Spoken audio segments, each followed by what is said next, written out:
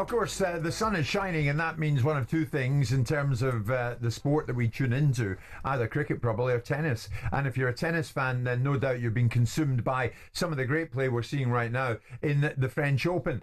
But at this very tournament, the French Open tournament director, Amelie Mauresmo, has insisted that women's matches are, quote, worthy of the night sessions, despite scheduling none of them in this primetime slot since 2023. The stats here are quite incredible. Since the primetime slot was introduced for Amazon Prime in 2021, only 4 of the 51 matches have featured women.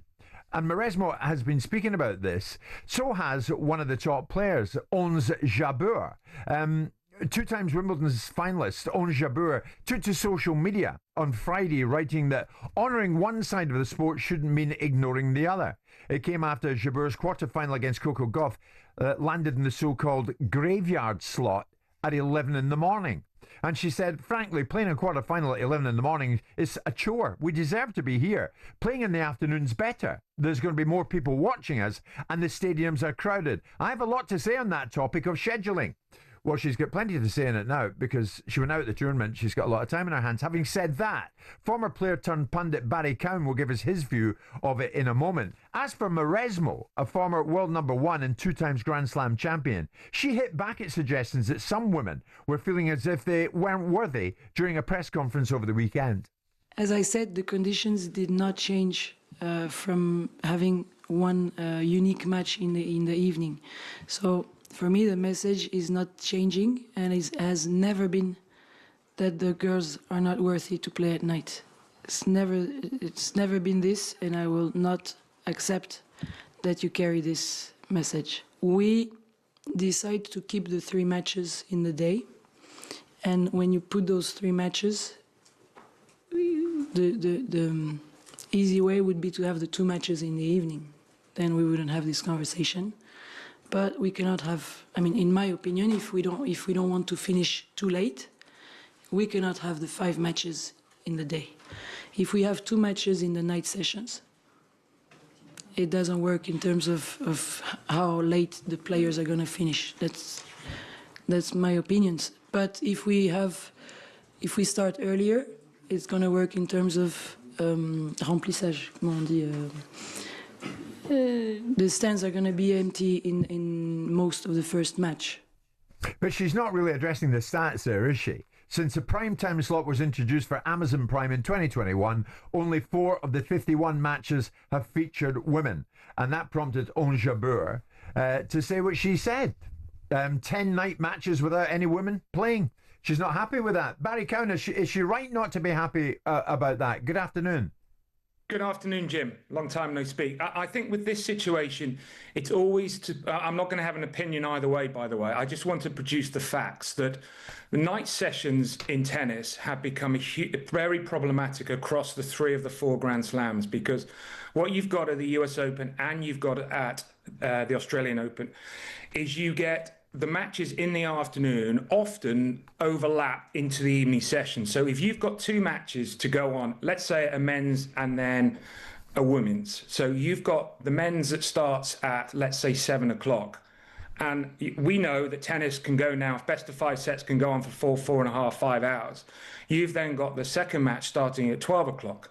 So that's unfair. So what they've tried to do at the US Open, which I think is the best way forward, they now have 2 matches in the afternoon, one men and 1 women's match, and then in the evening they start the session earlier and they have 1 men's and 1 women's match. Where the problem has come with the French Open is obviously they have gone from having 4 matches on Chatrier to now they've got a roof to now they want an evening session where they have different broadcasters. So Amazon Prime are a different broadcaster in the evening to what they have in the afternoon. Now Amazon Prime want what they say the best match of the day. Well, the best match of the day might not always be a top women's player, because that match might only last for an hour.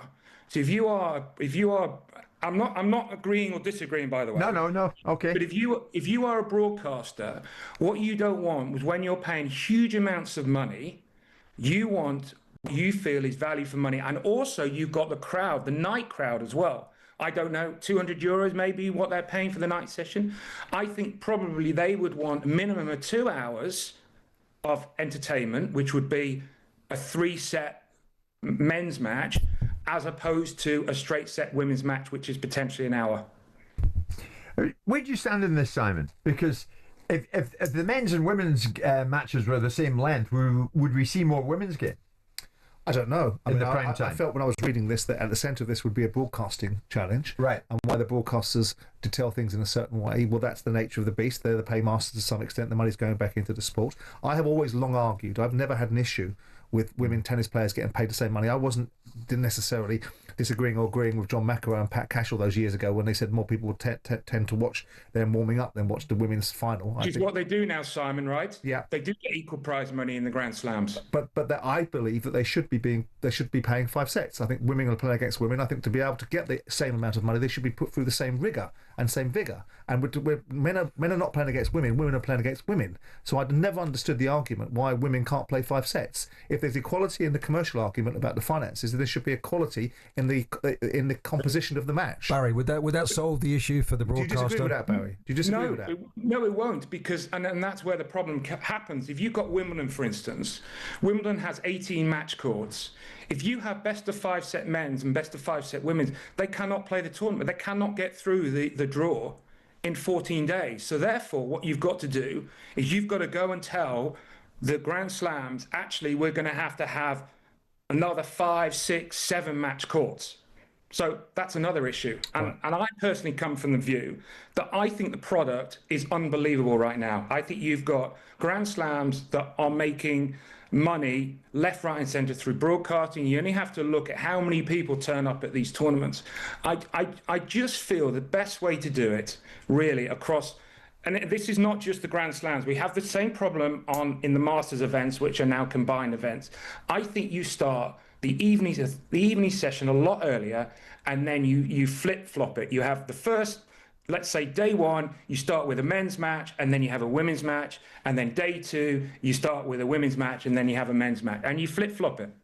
Yeah. Because they are both at the same tournament, so therefore they should have the equal rights. But unfortunately, the way the contract has been done here in Paris, until that contract is changed, I don't see how the French Open, or why the French Open will change. That's me looking from the outside, guys. I mean, the WTA, for their part, Barry, is saying we encourage all combined tournaments to provide a balanced match schedule that showcases the best of both women's and men's tennis. But Ons Jabeur on Friday on social media, I mean, she was strong, Barry. She said honouring one side of the sport shouldn't mean ignoring the other. But they do, Jim, in the ATP events. So we've just come out of the joint events, which is Indian Wells, Miami, Madrid and Rome.